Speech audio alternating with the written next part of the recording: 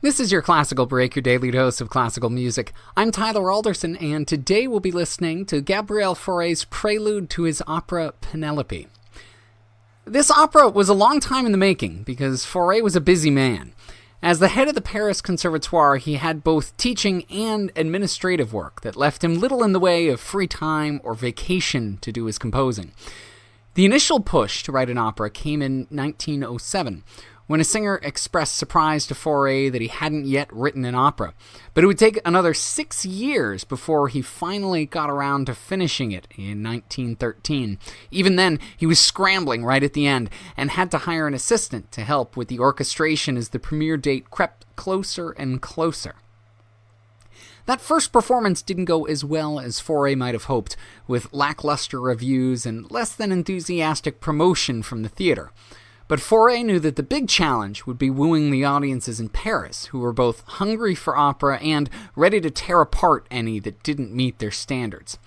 Luckily, they loved it, and the opera was reviewed favorably not only in the Parisian papers, but in many international ones as well. Fauré might have had a hit opera, if not for some pretty bad luck. After the success of the Paris premiere, it might have been a worthy addition to the repertoires of opera houses in Paris and beyond. Maybe he would have written more operas, but 3 weeks after that performance, the same theater put on a new ballet by Stravinsky, The Rite of Spring. It was unlike anything anyone had ever heard before, and for some people, that was not a good thing.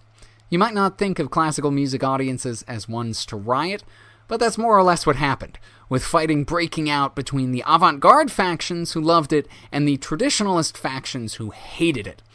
The conflict dominated the musical conversation in Paris, shoving Fauré and his opera aside. Within 6 months, the theater that premiered Pénélope had shut down, and with the outbreak of World War I the following year, the opera was all but forgotten. There have been various productions of it over the years, and one thing that strikes me is that if you read the reviews, they all seem to have the same thing to say. Something along the lines of, I hadn't heard this one before, but I like it. Why isn't it put on more? Part of the issue is that Fauré is seen as a master of chamber music, an intimate composer, rather than a composer of the big dramatic music associated with opera. And some of those traits shine through even when he does take to the stage. Take the subject. It's from classical Greek mythology, but rather than Odysseus' exploits or the fall of Troy, Fauré chooses the quieter drama at home as Odysseus' wife, Pénélope, waits for him and fends off various suitors. The prelude itself starts subdued, opening not with a bang or a fanfare, but a slow, lilting theme in the strings. There's plenty of bang later, though, as Fauré flirts with a bigger, more Wagnerian sound that's appropriately dramatic for the stage. This piece may have taken him out of his comfort zone, but Fauré is up to the task. And it's enough to make you wonder, well, why isn't this put on more? Here's Ernst Azermet and the orchestra of the Swiss Romande with the prelude to Fauré's opera Pénélope.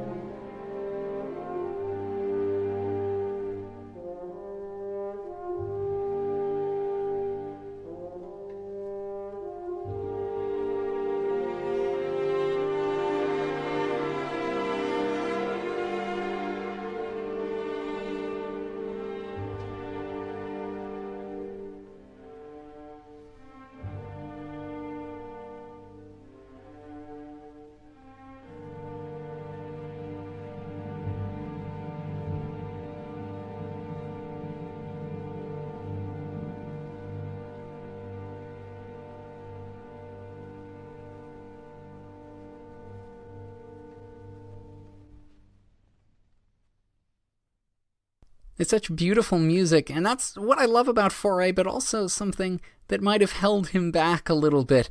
He wasn't that avant-garde iconoclast that some of the other composers of his day were. He was just a master at creating beautiful music. Thanks to the Orchestra of the Swiss Romande for putting that up on imslp.org. And thank you for listening. If you have the chance, please rate and review this podcast wherever it is that you're getting it. I'm Tyler Alderson, and tomorrow we're going to be listening to one of those composers that push the envelope a little bit more, Prokofiev and his Stalingrad Sonata. I'll see you then.